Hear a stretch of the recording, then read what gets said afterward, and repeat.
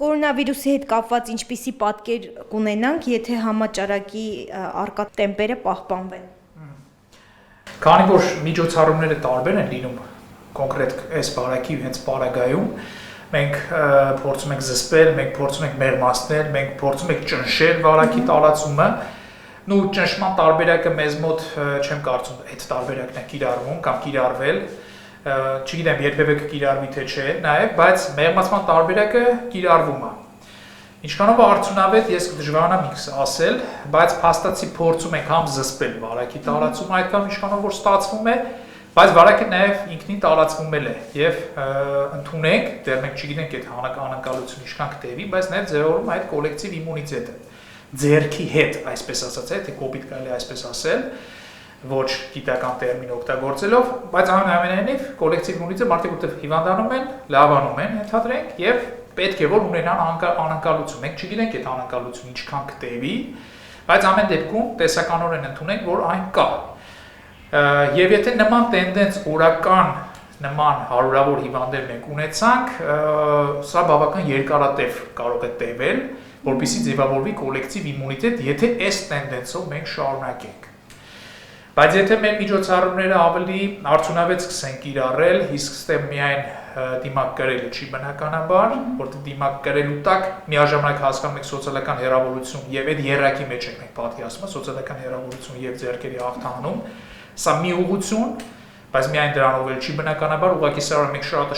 շատ ենք շեշտնում, որովհետեւ սա մեր այս գործառույթի մեջ բոլորն են ներառված, բայց այնտեղ կան կոնտակտավորների հայտնաբերում, վարակի աղբյուրի հայտնաբերում, մեկուսացում, հա, կանացինային այդ միջոցառումները, որոնց մեջ արդեն ոչ բոլորն են ներգրաված մասնագիտորեն տեսանկյունից եմ ասում, եւ այս գործառույթներն պետքա որ պատշաճ իրականացվեն, տեստավորման խնդիրները, բուժական այդ մասեր չեմ ասում, արդյունավետ դեղորայք, այսինքն բազմա կոմպոնենտ կա,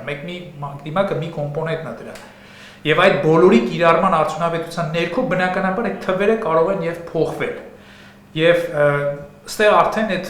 բոլորի կախված, բոլոր իրար հետ փոխկապակցված են միջալոց դրանք բոլորը, դրանց արդյունավետությունից կախված կլինի նաև ընթացքը։ Սա է հիմնական։ Դրա համար միանշանակ այդ հարցին պատասխանել, ես կարծում եմ բարդ է։ Այսօր տեսնում ենք, որ կոնստանտ վերջի օրերի շաբաթների ընթացքում այդ 500-ից 600, մինչև 700, ավելի մինչև 800 անգամ հասնում է դեռ այդ տենդենսն է դեռ գնում։ Ինչքանով կփոփոխվի դժվար ասել, բայց ամեն դեպքում մոտակա ժամանակ ես կարծում եմ այդ 100-ների վրա դեռ էլ կմնանք, այստեղ նաև կախված է թեստավորման ես կարծում եմ քանագից էլ շատ անենք, շատ ավելի կհայտնաբերենք բնականաբար, եւ ցավոք սրտի տոկոսայնությունն էլ է բավական բարձր, ցանկալիներ այդ տոկոսայնությունը մի փոքր ավելի քիչ լիներ, որտեղ այնտեղ այլ տրամաբանություն է արդեն աշխատում, այդ առանձին արդեն հարց է, ամեն դեպքում բարդ է ասել, թե տենդենսը ոնց այս տենդենսը դեռ ես կարծում եմ որ կշարունակվի, որովհետեւ մի հաշվի առեք նաև այս հիվանդները երեկվա վարակվածները չեն, հա, միջին ինկուբացիան 5-6 օր է, չեմ ասում չէ 14 օր, այսինքն այդքան հետհաշվարկ բանենք այդ վարակվածներն են դեռ եւ այսօր էլ վարակը դեռ տարածվում է։ Այդքան հիվանդ պատկերացրեք մի քանի միջև 3 միջինը վերցնենք, հա, 2 կամ 3 կոնտակտավոր ամեն հիվանդին եւ համարականությունը որ վարակը փոխանցվի նույնպես էլի մեծ, այսինքն մենք դեռ էլ կսպասենք այս դեռ շարունակվելու է ես կարծում։ Իսկ ձեր կարծիքով այ կոնտակտավորներին հայտնաբերելու, վերահսկելու այդ վերահսկողությունը իրականացվում է, արդյունավետ է թե ոչ։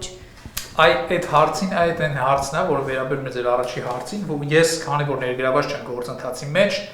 ինչ տոկոսայնությամբ են կոնտակտավորները, որ մի մասնակ հայտնաբերվում, դրանց որ տոկոսայնությունն է, որ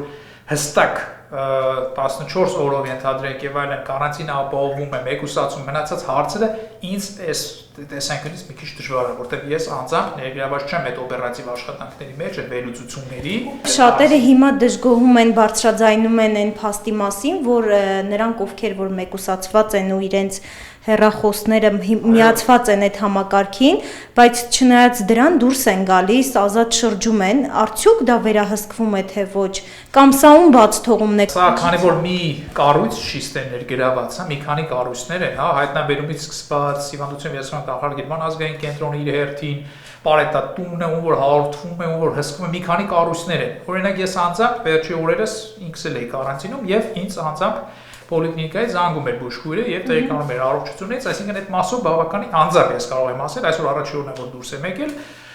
կարանտինից, երեք ավարտվեց եւ զանգել են ամբողջ ընթացքում։ Խնդիր չի եղել եւ բավական պատշաճ է։ Բայց բնականաբար համաձայն եմ ձեր հետ, որ նման տեղեկություններ կան, որ բայց ստեղ արդյոք հաղորդվել, արդյոք բազա ներմուծել են այդ տվյալը, կամ կարող ներմուծել նրանք չեն պոլիգրաֆիական օղակը չի զանգում, հա, ենթադրենք, կամ իրոք կամ նրանք կարող է չեն ստա։ Մի քանի օղակներ են, եթե որևէ տեղ խնդիր եղավ, բնականաբար այդ հսկողությունը քաղաքացու արդեն կտուժի։ Եվ դա նորից բերելու է վարակի տարածմանը, նման ռիսկայնությունը կա։ Ձեր կարծիքով տան պայմաններում վարակվածների բուժման գործընթացն արդյունավետ է կազմակերպվում, թե ոչ, արդյոք բոլոր պոլիկլինիկաների աշխատողները պատրաստ են տեխնիկապես եւ իրենց գիտելիքներով նման պայմաններում աշխատել։ Այդ ես կարծում եմ մի քիչ ինձ այդքան ուղղված չի այդ հարցը, որովհետև վերապատրաստումները բնականաբար անցել են տվյալ մազինք, հեռավար կարգով էլ եւ ոչ, այս վերջի ժամանակացում ավելի շատ հեռավար բնական է, եթե մենք այսպես նայենք, մի փոքր արագ է մետամորֆոզը, այսպես ասած, դեպի պոլիկլինիկա շատ արագ տեղի ունեցավ, կարծում եմ, այդ տեսանկյունից, բայց հաշվի առնելով նաեւ մեր պոլիկլինիկական աղապայի այդ առաջին ուղղակի պատրաստակամությունը եւ ջանքերը, որոնք որ իրենք գործադրում են, հա, կլինի բժշկի մակարդակով դե բուժքերոջ եւ այլն, հաշվում իրենց գիտելիք ես կարծում իրենք բավական արագ են այդ ամենին հմտացել, բայց ամեն դեպքում ես կարծում եմ ինքը բավական արագ գործընթաց էր եւ իրենց ադապտացվել այդքան հեշտ չէր լինի նամանավան, բայց այս օրերին ես կարծում եմ արդեն որովհետեւ մի փոքր ուշացումով նաեւ այդ ուղեցույցը, օրինակ թոքաբորբերի վարման եւ այլն մի փոքր ավելի շատ տեսեք նա եթե այդպես ժամանակային նայենք, նրանք ավելի շուտ սկսեցին հսկել, քան ենթադրենք կար ուղեցույցը, հա։ Մի փոքր ուշացումներ եղավ, որտեղ դա արագ տեղի ունեցավ, բնականաբար պատրաստակամության տեսանկյունից ես գնահատական դժվար եմ ասել, բայց հետևում եք դուք էլ մենք բոլորս, որ այդ տեղափոխումը շատ արագ գնաց, բնականաբար ստեղ որոշ խնդիրներ հաստատ կլինեին։ Բայց վերջնական գնահատական տալ դժվար է, ամեն դեպքում հիմա աշխատում են եւ օրեցօր բնականաբար այդ կարողությունները նրանց կզարգանան եւ ավելի կհմտանան բնականաբար եւ կարող ադապտացվեն։